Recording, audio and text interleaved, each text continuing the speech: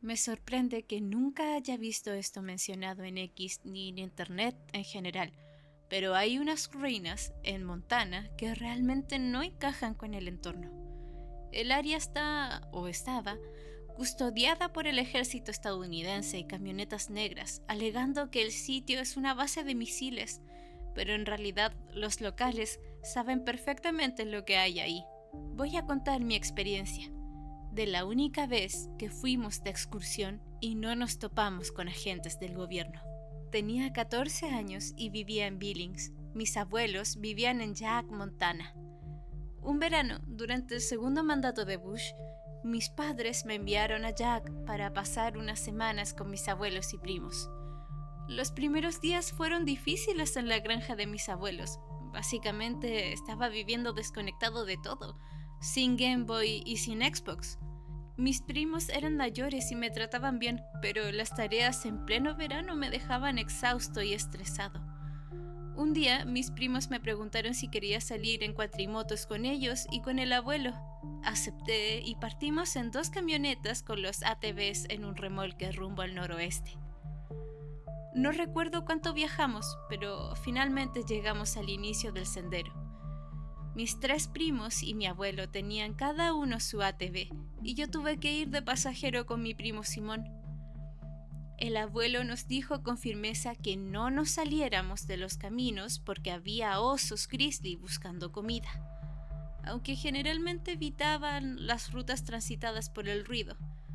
Salimos los 4 con el abuelo liderando. Recuerdo lo hermoso que era todo mientras bajábamos por los senderos. Tras unas horas paramos junto a un lago pequeño para almorzar, riéndonos y bromeando. A lo lejos podíamos ver el monte Garber. El abuelo nos contó sobre la base militar secreta escondida en la montaña. Como niño me imaginé algo tipo Halo, lleno de supersoldados peleando contra aliens. Mis primos estaban fascinados con la idea, pero el abuelo los advirtió sobre los helicópteros negros y las camionetas que arrestaban a quienes se acercaban demasiado. Mis primos prometieron no ir en esa dirección, pero yo sabía que mentían. No recuerdo cuánto tiempo seguimos andando, pero llegamos a una bifurcación en el sendero. El abuelo dijo que íbamos a girar a la izquierda, pero Simón y mis otros primos hicieron contacto visual entre ellos. Después de un rato, cuando el abuelo estaba un poco más adelante, giraron bruscamente a la derecha. Yo grité que no deberíamos hacer esto, pero me ignoraron. Terminamos yendo montaña arriba por un sendero estrecho. Los árboles comenzaban a hacerse más densos. Después de unos 20 minutos de subida llegamos a un claro. En el centro había algo que nunca olvidaré. Una estructura de piedra blanca, como una especie de templo o entrada tallada directamente en la roca de la montaña. Estaba cubierta de musgo, vieja, con símbolos que no reconocía. Parecía algo más cercano a Sudamérica o incluso a Egipto que a Montana. Uno de mis primos, Derek, dijo que había escuchado que los indios evitaban este lugar. Lo llamaban la boca del otro mundo. Simón se burló y caminó hacia la entrada. Yo sentí un miedo horrible, como si algo dentro de mí me dijera que no debíamos estar ahí. El aire estaba denso, sin sonido alguno, ni pájaros ni viento, como si todo estuviera en pausa. Simón intentó empujar la puerta de piedra, pero no se movía. Entonces Derek y el otro primo, del cual no recuerdo su nombre, lo ayudaron a empujar. Una parte de la puerta se hundió como si fuera un botón, y un sonido metálico se escuchó desde adentro. La puerta se abrió un poco, lo suficiente para que se colaran. Yo me quedé afuera, temblando. Grité que no lo hicieran, pero entraron igual. Pasaron unos minutos que se sintieron como horas. Finalmente salieron, pálidos y en silencio. Les pregunté qué había dentro y no quisieron hablar. Simón me dijo en voz baja, no vuelvas a hablar de esto. Nos devolvimos por donde habíamos venido y justo cuando llegábamos al sendero principal, vimos al abuelo esperando, visiblemente enojado. No dijo nada. Solo nos indicó con la cabeza que subiéramos a los ATVs y volviéramos. Esa noche nadie habló durante la cena. Mi abuelo nunca mencionó lo que pasó, pero parecía saberlo. Yo tuve pesadillas durante semanas. Cuando le conté a mi padre años después, me dijo que probablemente era una base militar antigua. Pero sé lo que vi. Eso no era humano. No sé qué había ahí, pero estaba viejo, muy viejo, y no querían que lo encontráramos. Empaquetamos todo y nos preparamos para volver a las camionetas. El abuelo otra vez iba liderando. Como una hora después de haber comenzado el trayecto de vuelta, me doy cuenta de que mis primos no están siguiendo al abuelo y están yendo hacia la montaña. Le grité a Simón preguntándole si realmente era una buena idea. Me tranquilizó diciendo que iba a ser genial. Eventualmente llegamos a una cerca con señales de advertencia que decían que no se podía pasar. Viajamos unos 20 minutos más a través de un bosque espeso hasta que encontramos una abertura en la cerca. La abertura era lo suficientemente grande para pasar en las cuatrimotos. Recuerdo el chirrido del alambre contra los costados del vehículo. Avanzamos por un valle siguiendo el curso de un río que corría cerca de la montaña. Finalmente vimos unas columnas junto a los árboles, columnas antiguas que parecían egipcias.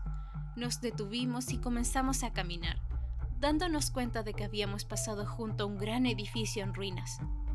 Empezamos a explorar el lugar. Había tallados por todas partes de personas pájaro. Eran figuras simples. Parecían humanos con cabezas de ave y piernas largas.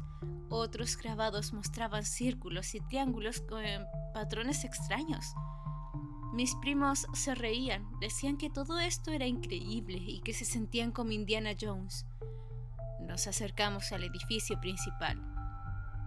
Era enorme, pero estaba cubierto de maleza. Había cajas viejas por todos lados, con sellos del ejército en el exterior y generadores oxidados y equipos en el centro. Yo estaba muy nervioso, quería irme, pero mis primos siguieron explorando el edificio principal. Había aún más grabados de personas pájaro y una columna de piedra gigantesca en el centro.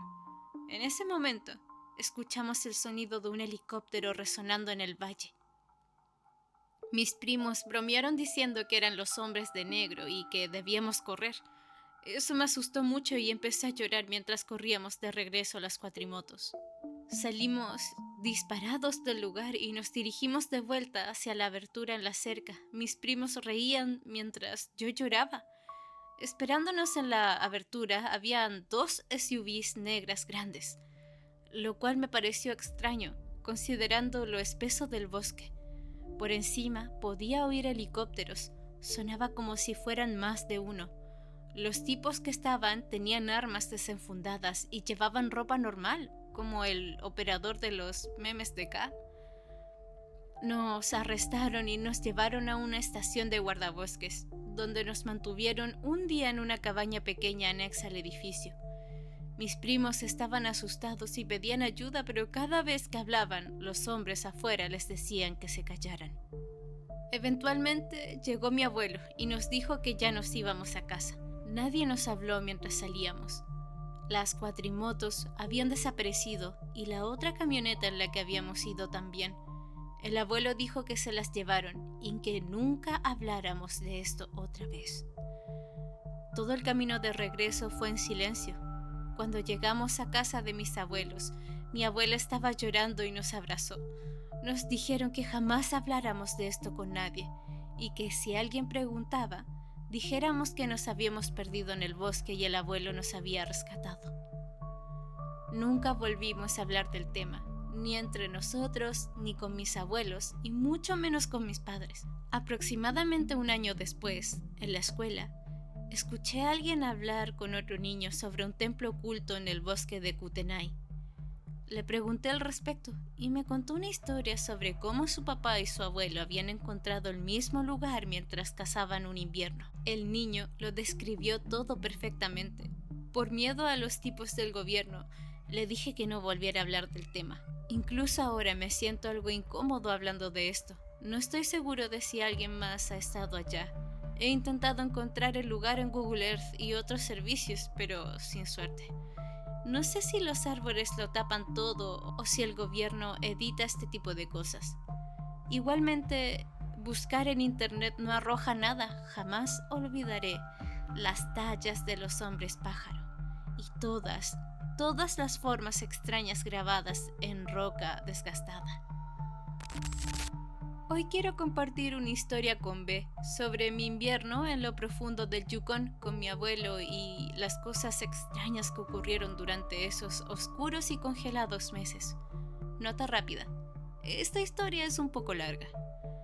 Hace unos 3 años, cuando tenía apenas 18, decidí tomarme un año sabático antes de ir a la universidad. Un poco de búsqueda del alma, por así decirlo. Bueno, resulta que mi padre pensó que esta sería una gran oportunidad. Verás, mi abuelo, Dana, había estado tratando de convencerme de ir a su cabaña durante algunos años para aprender un poco sobre ti mismo y sobre tu herencia. Ahora, mi abuelo es el tipo más rudo que he conocido en mi vida. Un ejemplo, cuando tenía 15 años, mi familia nos llevó a esquiar a Jasper y mi abuelo se unió. Durante ese viaje, Dana golpeó un tronco caído que estaba apenas cubierto de nieve y se estrelló contra un abeto. Se reventó el labio desde la comisura hasta la mejilla. Una vez que lo alcanzamos y empezamos a entrar en pánico y a hablar sobre llamar a una ambulancia, él simplemente se levantó. Nos dijo, mientras su labio colgaba abierto al punto de que podíamos ver sus dientes, que estaría bien y que volvería al albergue para arreglarse solo. Resultó que eso significó esquiar todo el camino de regreso, agarrar una aguja de coser, un poco de sedal y coserse él mismo la cara frente al espejo del baño. Una hora después, ya estaba de vuelta en las pistas como si nada hubiera pasado. Aún tiene una cicatriz fea también. Es sueco de nacimiento. Un tipo enorme de casi 1,98 m y con músculos bien definidos a pesar de estar en sus 60s. Es un tipo bastante tranquilo y algo excéntrico. Vive solo en medio de un paisaje helado donde la mayoría ya estaría jubilada, así que imagínate. La razón principal por la que no había ido antes con él fue porque mi madre estaba aterrada de que me fuera a vivir con mi pariente loco por mucho tiempo. A pesar de que mi padre aseguraba que estaría bien cuidado y que ya era lo suficientemente mayor para valerme por mí mismo.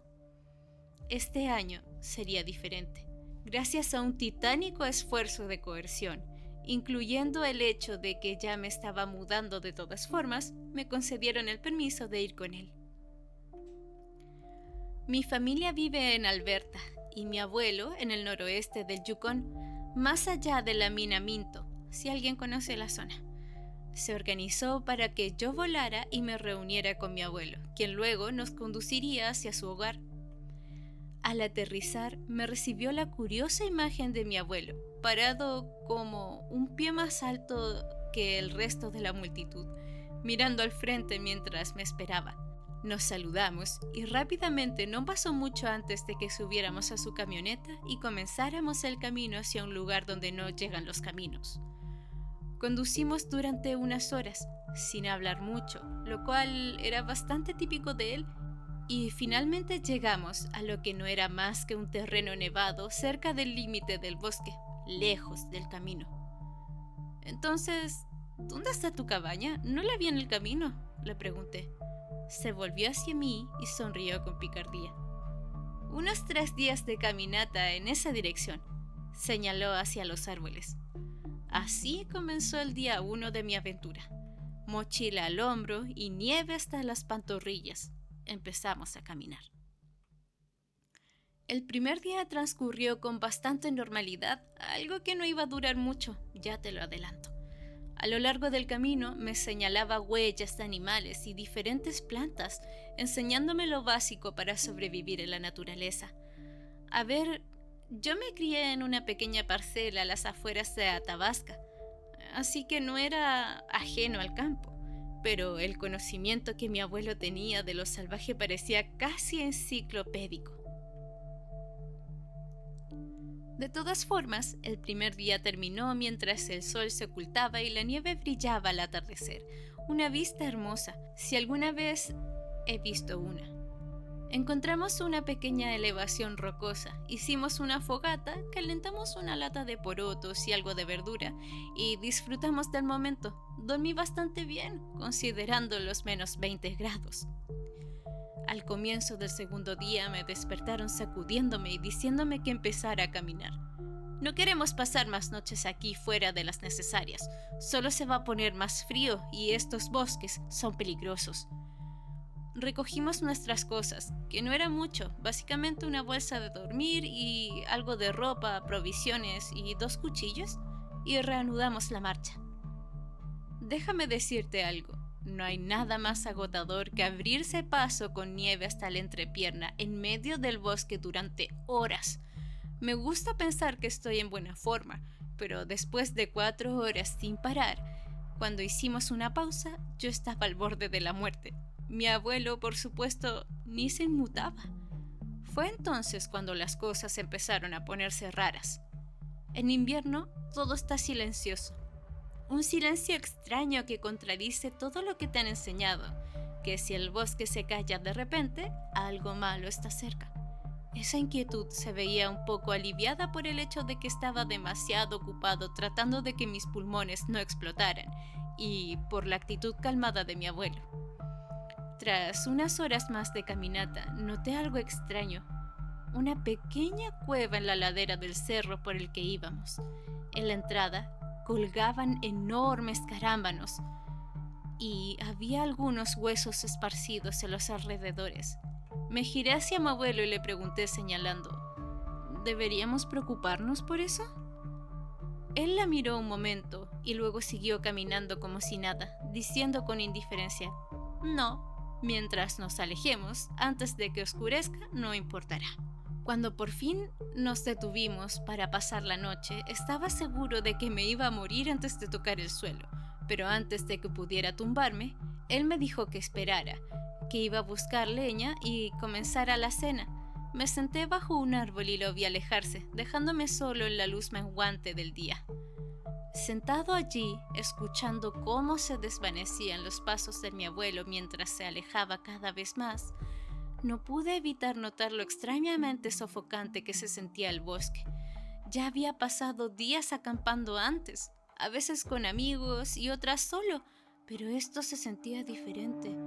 Tal vez era el silencio, donde incluso el simple hecho de girar la cabeza parecía resonar entre los árboles. Tal vez era la forma en que los pinos cubiertos de nieve se fundían con la creciente penumbra, formando siluetas extrañas y sombrías en la luz tenue. Fue entonces cuando comencé a sentirme nervioso. Ese tipo de incomodidad que se presenta cuando sientes que te están observando, aunque creas que estás solo.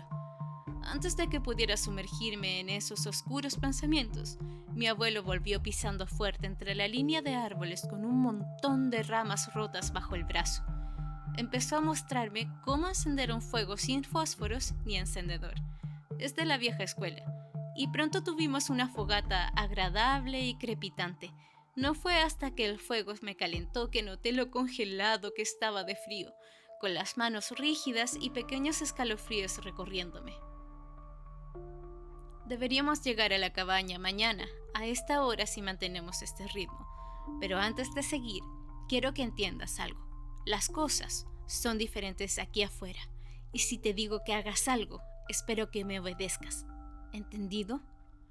Asentí y le dije que mi padre me había dado un resumen antes de salir. Ah, ¿sí? ¿Qué tanto te dijo? Solo que escuchara todo lo que dijeras y que me mantuviera a salvo. Respondí sin estar muy seguro de a dónde quería llegar con eso. Ah, está bien entonces. No dijo nada más durante el resto de la noche y yo estaba demasiado cansado como para preguntar. A pesar de mi agotamiento, me quedé despierto bastante rato, mirando al cielo y escuchando el crujir suave del fuego. No sé por qué, pero no podía dormir. A pesar del día de caminata, el frío y todo, de algún modo no lograba quedarme dormido incluso después de que la luna saliera e iluminara el lugar. Fue entonces cuando escuché algo en el bosque. como un susurro. Al principio pensé que era el viento entre las copas de los árboles, pero no se movían en absoluto. Escuché con más atención, pero no podía entender lo que se decía. Era muy tenue. Me senté y miré a mi alrededor para ver si había algo allí o si quizás mi abuelo murmuraba dormido, pero cuando intenté escuchar de nuevo, todo estaba en silencio. Supuse que sería algo llevado por la brisa y me acosté de nuevo. Poco después me quedé dormido. Dana me despertó nuevamente cuando el sol apenas comenzaba a asomarse sobre las montañas distantes. Mientras recogíamos nuestro equipo, me preguntó si había dormido bien. Le dije que el frío requería un poco de adaptación, pero que estaba bien. Me miró un momento antes de gruñir y atarse la mochila. Partimos de nuevo, adentrándonos más en la naturaleza. El tercer día fue el más difícil. Solo después de 9 horas de una ruta agotadora y pesada, llegamos a ver la casa de mi abuelo. Construida contra un acantilado, no tenía ventanas, solo enormes troncos rodeándola por completo. Una chimenea sobresalía del techo, fácil de ver desde lejos. A medida que nos acercábamos, vi que en realidad había postes de cerca, alambre de púas tendido entre ellos y cada tanto un poste mucho más alto, un poco alejado del cerco. En la luz tenue no podía distinguir mucho, pero sentía curiosidad sobre por qué estaban allí. Antes de poder entrar, sin embargo, parecía que había algunas cosas por hacer. Mi abuelo levantó uno de los postes del suelo, lo que nos permitió entrar, y me dijo que lo volviera a colocar y me asegurara de que no se cayera. Él iba a abrir la puerta. No tomó mucho tiempo. La nieve alrededor de la cabaña era mucho más baja que el resto del terreno, lo que hacía que caminar fuera benditamente más fácil. Cuando terminé, rodeé el costado de la cabaña y encontré a mi abuelo cuidadosamente retirando numerosos pequeños objetos metálicos colgados sobre la puerta. Podía verlos brillando a la luz tenue, pero no alcanzaba a distinguir bien qué se suponía que eran. De nuevo, estaba demasiado cansado para preocuparme y simplemente lo seguí dentro cuando terminó. «Esa cama de allá será la tuya», dijo señalando un catre pequeño en una esquina de la habitación. Sin decir mucho más, me arrastré hasta allá y me dormí. Realmente debería haber disfrutado ese descanso más porque sería el último buen sueño que tendría en un buen tiempo. A la mañana siguiente, desperté en una habitación mayormente a oscuras. Una vela estaba encendida sobre la mesa, justo en el centro de la cabaña, dándome la luz suficiente para ubicar la puerta. Al abrirla y salir, me recibió un brillante sol del mediodía. Más abajo en el terreno, vi a Dana terminando de limpiar la nieve del área frente a la cabaña. Estaba lo suficientemente despejado como para ver el suelo, y un par de metros más allá del cerco. La nieve se alzaba como una pequeña muralla a nuestro alrededor. La luz y posiblemente las 14 horas de sueño me permitieron tomar conciencia del lugar y orientarme un poco. Entonces, noté que los postes altos de la noche anterior habían sido tallados hasta dejar solo el corazón claro de la madera, con palabras grabadas en todos ellos, miles de ellas, apretadas, algunas ordenadas, otras casi indescifrables. Al leerlas, no parecía haber patrón ni sentido en lo escrito. Eran solo palabras aleatorias, en su mayoría en sueco y algunas en noruego. No soy fluido, pero he aprendido algo con los años. Supongo que Dana notó que me quedé mirando, porque dijo: «¿Qué se supone que son estas cosas?». Señalé hacia los otros postes similares alrededor del terreno. «Son parte de la Ordbag, o muralla de palabras. Ayuda a tenerlas cerca por la noche, pero no las mires demasiado tiempo, no le hace bien a tu cabeza». Por si no había quedado claro aún, mi abuelo era un tipo algo raro. Nunca le gustó quedarse en pueblos ni en casas normales y casi siempre llevaba consigo pequeñas runas y amuletos colgados de hilos. Siempre me pareció curioso y cuando era niño solía preguntarle qué significaban y lo escuchaba hablar de ellos por horas. A mi madre nunca le hizo gracia que lo visitara. Le escuché hablar con mi papá más de una vez sobre no dejar que Dana me llenara la cabeza con tonterías locas, pero él se encogía de hombros y decía algo como: le hace bien aprender sobre esas cosas, aunque solo sea para saber que existen. Mi abuelo definitivamente tenía su lado excéntrico. El primer día que salimos a cortar unos árboles para leña fue muy específico en cuanto a cuáles cortar, pero solo después de presionar su oído contra el tronco y asegurarse de que estaban sin marcar. Cuando le pregunté qué quería decir con eso, me dijo que algunos estaban ligados al espíritu del bosque y que no debíamos tocarlos, o los Tonensar se enojarían, y eso no era algo que quisiéramos. Para los que no saben, los Tomtenisar forman parte del folclore escandinavo. Básicamente se parecen a pequeños duendes de jardín y actúan un poco como Santa Claus. Al menos así se los representa hoy en día. Mi abuelo solía contarme sobre estos pequeños monstruos, sobre cómo abrían puertas y ventanas para meterse en las casas por la noche y susurrar cosas a los que dormían. A veces lo que decían era solo un balbuceo incomprensible y otras veces eran cosas distintas. De cualquier forma, eran pequeños bastardos espeluznantes. Dejé de creer en esas historias, más o menos cuando dejé de creer en Santa Claus. Dana no era precisamente conocido por su sentido del humor, así que cuando dijo eso me pareció bastante extraño. Me reí de forma incómoda y él me miró y dijo: ¿crees que estoy bromeando? Sigue así y no vivirás para el verano. Eso me cayó de inmediato. No es que me creyera del todo las historias, pero igual me aseguré de no tocar los árboles que él decía que estaban marcados. Cargamos los trineos con lo que habíamos traído y entonces Dana dijo: vamos por aquí, quiero mostrarte algo antes de que volvamos. Mientras lo seguía, noté que hacíamos un rodeo en lugar de ir directo de regreso, pero no iba a discutirlo. Mientras caminábamos, me di cuenta de que no había huellas de animales, absolutamente ninguna. Incluso al llegar a la cabaña había visto huellas de conejos o alces y similares. Cuando le pregunté por qué no habíamos visto ninguna señal de animales estando tan adentro del bosque, me respondió: a ellos no les gusta este lugar, saben que deben mantenerse lejos. ¿Por qué?, pregunté. Estos bosques no son seguros para nadie después del anochecer, ni siquiera para las criaturas. Después de caminar un rato más, llegamos a lo alto de una colina al borde de la sección del bosque donde estábamos. Dana señaló más allá de los árboles dispersos, hacia las vastas colinas nevadas del territorio salvaje. Honestamente, era una de las cosas más hermosas que había visto en mi vida. Había un tronco caído y me indicó que me sentara en él. Por un rato, simplemente nos sentamos allí, contemplando el paisaje, hasta que dijo: sé que eres nuevo en esto, pero quiero que sepas que las cosas aquí afuera son distintas. Necesito que me creas cuando te diga algo, o podría costarnos la vida a ambos. ¿Me entiendes? Le dije que sí, y supuse que no había notado mi reacción ante lo de los Tomtenisar. Puede que esté un poco loco, pero tiene buenas intenciones, así que decidí seguirle el juego y facilitar las cosas para ambos.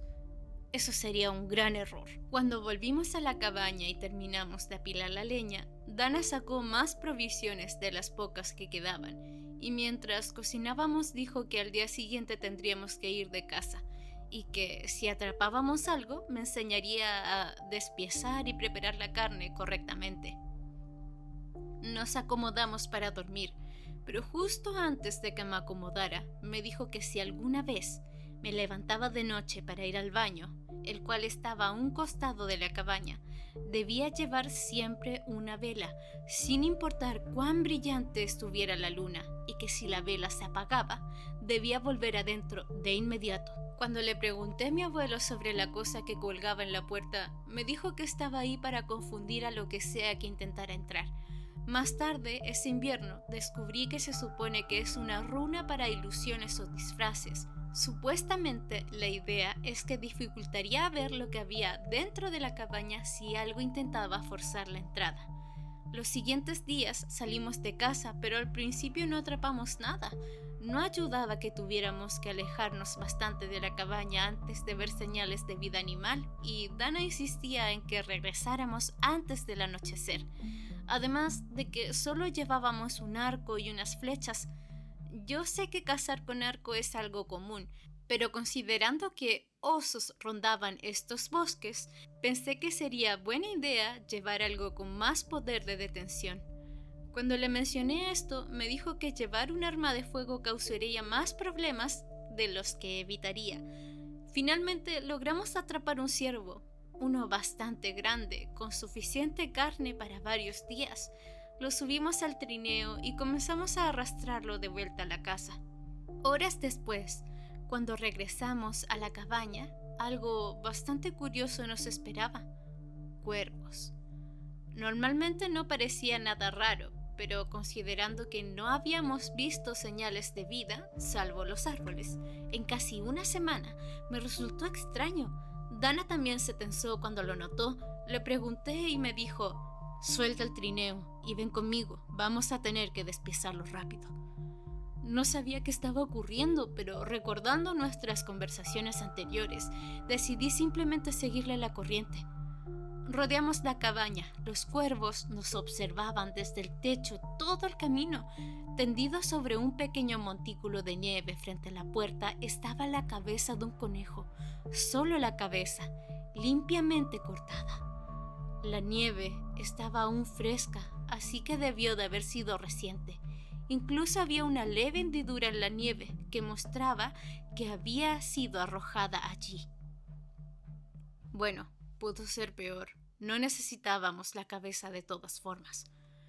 Cuando le pregunté a qué se refería, me dijo: no es correcto devolver un regalo sin uno a cambio. Llévalo adentro y encuéntrame en el cobertizo de carnicería. Estaba un poco más allá, pasado el muro, y a unos metros de la línea de los árboles. Esa noche despiezamos al ciervo y, cuando terminamos, mi abuelo llevó la cabeza, los cuernos y todo al bosque. Se alejó unos pasos y los dejó allí con cuidado. Luego regresó sin decir nada. Llevamos el resto de la carne a la cabaña y Dana sacó la cabeza de conejo de la mesa donde la había dejado. Esa noche cenamos guiso de conejo con papas. Cuando le pregunté por qué íbamos a comer algo que encontramos tirado, me dijo que sería una falta de respeto no hacerlo y que no querían ofender a los vecinos. ¿Hay más personas por aquí? Pensé que vivía solo. ¿Solo? No, simplemente no me gusta la gente. ¿Y quiénes son tus vecinos? Pensé que ya te lo había dicho. Los Tomtenizar viven aquí. No supe muy bien qué responder a eso. A la mañana siguiente, cuando salimos a revisar la cerca, como ya se estaba volviendo una rutina, caminamos hasta el lugar donde había dejado la cabeza. No había nada ahí, ni siquiera un poco de sangre. Las siguientes semanas pasaron en relativa calma. Recolectábamos leña todos los días, a veces íbamos a pescar en el hielo y cada mañana limpiábamos la nieve alrededor de la cabaña. Al atardecer, uno pensaría que ver el mismo sol poniente todo el día se volvería aburrido, pero estarías equivocado. El frío seguía aumentando a medida que se acercaba el solsticio de invierno, y los ya cortos días se redujeron a apenas unas pocas horas de crepúsculo casi perpetuo. Pensarías que perdería su encanto, pero seguía siendo impresionante cada vez. Probablemente me habría quedado ahí parado mirando todo el día si Dana no me hubiera apurado. Las cosas probablemente habrían seguido igual si no lo hubiera cagado una noche. Era más o menos mediados de diciembre. Pierdes la noción de los días allá, especialmente cuando casi todo es de noche. Y estábamos yendo a pescar en el hielo de nuevo. Salimos temprano, justo cuando el sol apenas asomaba sobre la cadena montañosa lejana, y caminamos por una hora hasta llegar a un pequeño lago congelado. Comenzamos como siempre. Revisamos el grosor del hielo, hicimos un agujero, etc. Después de unos minutos, escuchamos ramas rompiéndose y crujiendo detrás de nosotros. Ambos nos detuvimos y miramos fijamente por unos momentos antes de que mi abuelo dijera que estaba bien. Sin embargo, podía notar que le molestaba. De vez en cuando miraba hacia atrás y observaba los árboles. No estábamos teniendo mucha suerte con los peces y estábamos a punto de rendirnos por el día, cuando sentí un tirón en mi línea. Saqué una trucha grande y pensé que era genial. No habíamos comido pescado en un buen tiempo. Cuando me di vuelta, vi a Dana mirándome fijamente. Algo confundido volví a mirar el pez y vi que tenía unos enormes cortes, como marcas hundidas cortando las escamas grises. Si mi abuelo se dio cuenta de que lo noté, simplemente dijo: «Tíralo de vuelta, ese no es nuestro para tomar». Estaba algo nervioso con esto. Aunque no habían pasado muchas cosas durante mi estadía aquí, al menos había aprendido que cuando Dana se ponía raro, lo mejor era no discutir. Tiré el pez de vuelta al agua y comenzamos a regresar a la cabaña. En el camino, noté que los árboles cerca del lago de donde vino el ruido tenían grandes pedazos arrancados, no como por un hacha o garras de oso, sino como si numerosos trozos pequeños hubieran sido arrancados y esparcidos por ahí. Pregunté qué era eso, y Dana simplemente aceleró el paso y dijo que no debíamos volver, que no sería seguro. Una de mis tareas más frecuentes era salir a asegurarme de que los postes de Oddbag aún estuvieran firmes en el suelo. De las muchas cosas sobre las que mi abuelo era meticuloso, el muro de palabras era la segunda más importante después de nuestras reservas de comida. Esto principalmente consistía en ir a darles un buen empujón. Si algo se movía, tenía que martillarlo y compactar bien la nieve a su alrededor hasta que no pudiera moverlo más. Esa noche insistió en que los revisáramos todos de nuevo antes de dormir, así que salimos luego de la cena, principalmente carne de venado. Te sorprendería cuánto puede durar solo un venado. Él tomó un lado del patio y yo el otro. El frío era brutal. Cualquier parte de piel expuesta comenzaba a doler. Una capa de nubes cubría la tierra. No había estrellas ni luna esa noche, y el sol ya había desaparecido, dejando todo en un gris y negro opresivo. El silencio era absoluto, como en nuestra caminata de llegada, donde cada pequeño movimiento parecía un terremoto. A unos metros podía escuchar a mi abuelo murmurando, el crujido de los postes y la nieve bajo sus pies. Estaba revisando el tercer poste cuando encontré algo flojo. Lo enderecé y levanté el mazo que usábamos para clavarlos de nuevo en el suelo. Mientras lo levantaba, preparándome para golpear, sabiendo que en ese silencio sofocante el golpe sería muy fuerte, escuché algo, como un murmullo, bajo y siseante. Instintivamente, giré mientras bajaba el mazo y golpeé el poste de refilón, haciéndolo perder el centro. Dando vueltas sobre mí mismo, intenté escuchar de nuevo, pensando que tal vez era mi imaginación. El bosque a menudo te hace creer que estás oyendo cosas que en realidad no están ahí. Después de unos segundos sin nada y pensando que quizás solo me lo había imaginado o que había oído a Dana diciendo algo para sí mismo, me giré para volver a arreglar el poste. Pero justo cuando di la espalda a los árboles, lo volví a oír. Era tan bajo que no podía entender lo que decía, pero estoy seguro de que era alguien susurrando, rápido y como con un tono parecido a un silbido. Ya estaba empezando a alterarme seriamente y comencé a caminar lentamente hacia la cabaña, dándole la espalda a los árboles y al acantilado. Mientras escaneaba el bosque tratando de ver de dónde venía el sonido, pero no parecía tener una dirección. Era como si viniera de todas partes a la vez. Seguía siendo suave e indescriptible, pero definitivamente presente. En ese estado de pánico, agotado y con frío, se me ocurrió que si lanzaba algo al bosque, tal vez espantaría a quien fuera que estuviera ahí. Me acerqué a la pila de leña que teníamos afuera. Tomé un pequeño tronco y lo lancé hacia la línea de árboles, y empecé a gritar que quien estuviera ahí debía salir. Mi abuelo salió corriendo. «¿Estás loco? ¿Qué diablos estás haciendo?», gritó. Le dije que había oído a alguien hablando cerca y antes de que pudiera decir nada más, los árboles donde había lanzado el tronco comenzaron a sacudirse y se oyeron ramas romperse. ¡Adentro! ¡Ahora!, dijo sin apartar la vista de los árboles, y los dos retrocedimos rápidamente hacia la cabaña. Para cuando cerramos la puerta, la mayoría de los árboles ya estaban sacudiéndose y la opresiva quietud del bosque había sido reemplazada por algo similar a un huracán. Esa noche, ninguno de los dos durmió. Nos quedamos ahí sentados, mirando fijamente la puerta, con mi abuelo sosteniendo su cuchillo de caza. El sonido no cesó en toda la noche. Era tan fuerte y violento que pensé que los árboles debían estar partiéndose por la mitad. De vez en cuando escuchábamos cosas golpeando las paredes de la cabaña, crujidos y ruidos de desgarros desde todas direcciones. Me repetía a mí mismo que solo eran ramas y cosas así golpeando la pared, que solo era una mala tormenta. Cerca de 1 hora antes del amanecer, el ruido comenzó a disminuir y pronto mi abuelo se levantó y salió. Lo escuché empezar a maldecir, así que salí tras él y vi lo que había pasado. Las paredes exteriores de la cabaña estaban cubiertas de marcas, cada centímetro desde el suelo hasta el techo, violentamente desgarradas en la madera. Trozos habían sido arrancados de las esquinas y de la puerta. La cerca, junto con la parte del alambre de púas, había sido lanzada a las copas de los árboles y muchos de los postes habían sido reducidos a astillas.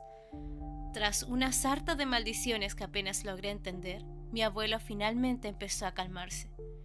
«Nunca vuelvas a hacerme una cosa así. Jamás.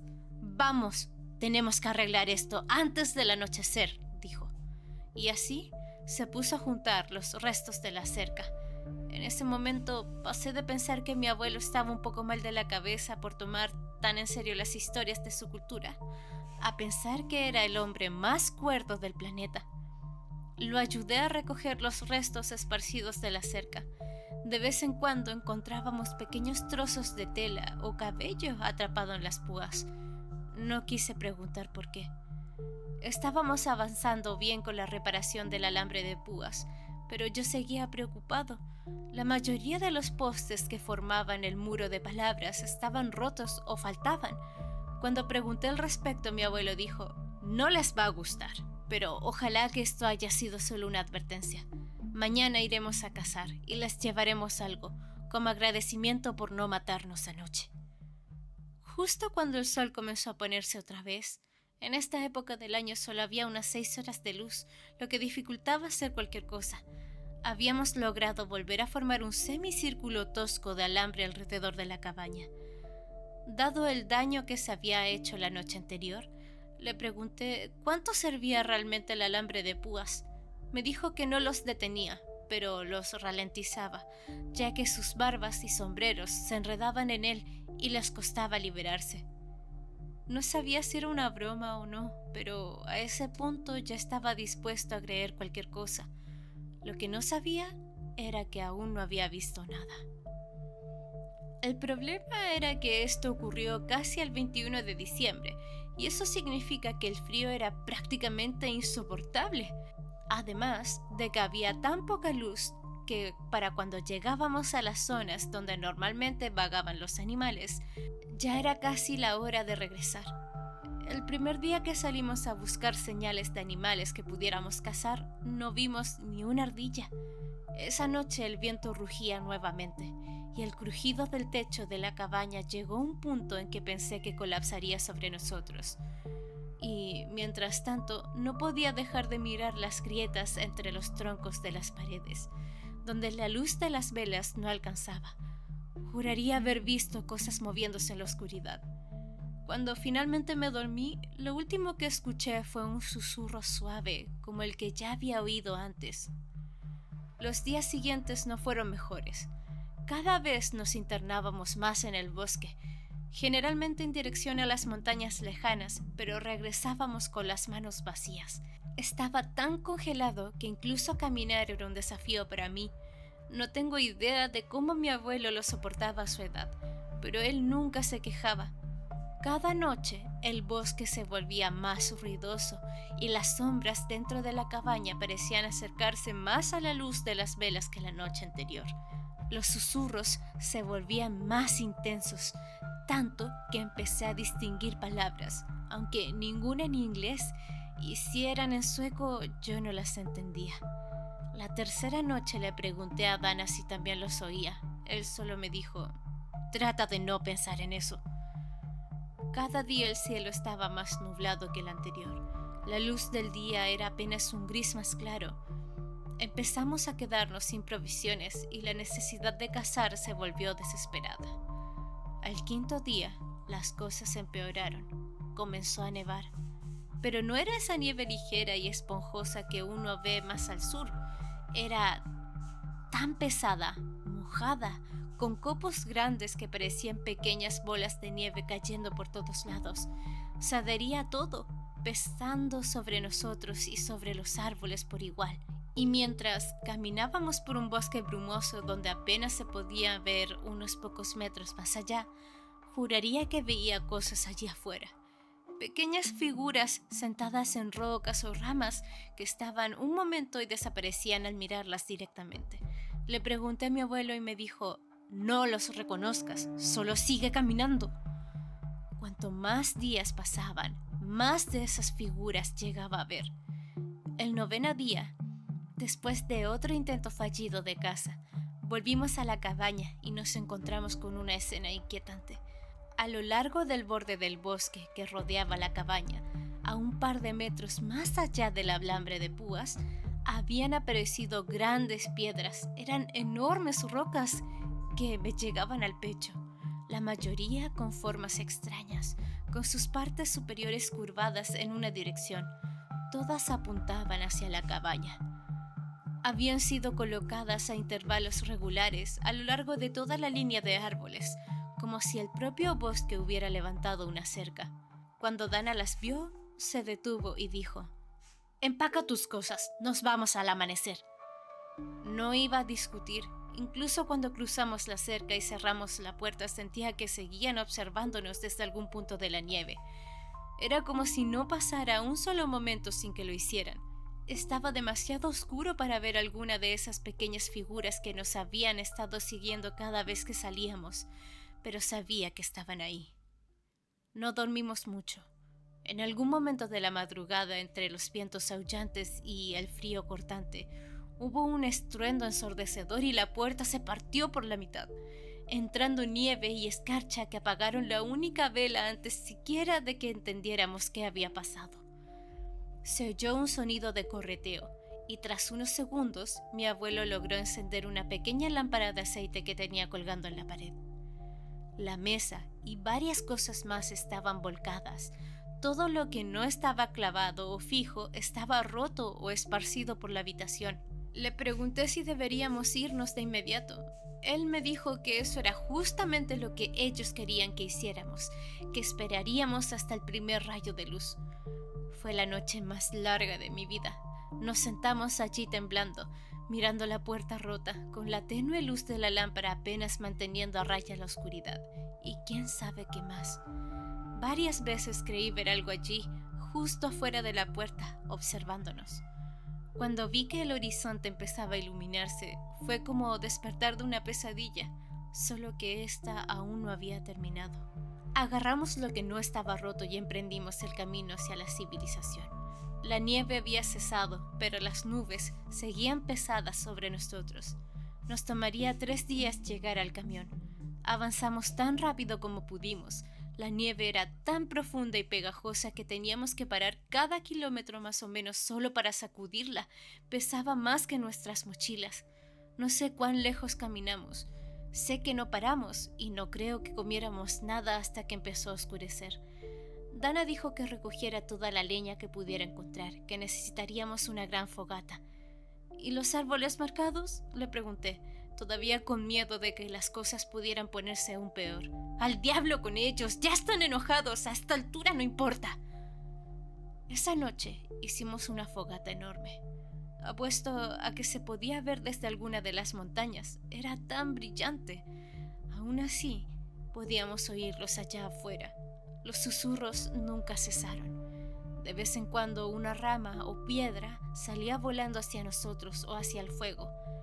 No fue una noche tranquila. Cerca de 1 hora antes del amanecer, la nieve volvió. El segundo día fue peor. Con la nieve de vuelta, los pequeños bastardos se volvieron más valientes y comenzaron a acercarse. Cada tanto nos caía algo desde los árboles, o algún árbol caía a nuestro paso dificultándonos avanzar. No caminamos, corrimos por el bosque. No pensé que pudiera correr tanto, pero no recuerdo que ninguno de los dos se detuviera. Apenas logramos tropezar hacia un pequeño claro cuando la luz comenzaba a desvanecerse otra vez. Corrimos y recogimos toda la leña que pudimos encontrar e intentamos encender el fuego. La madera no cooperaba y las sombras comenzaron a cerrarse, figuras moviéndose en los bordes de nuestra visión. Podía ver a los pequeños otra vez.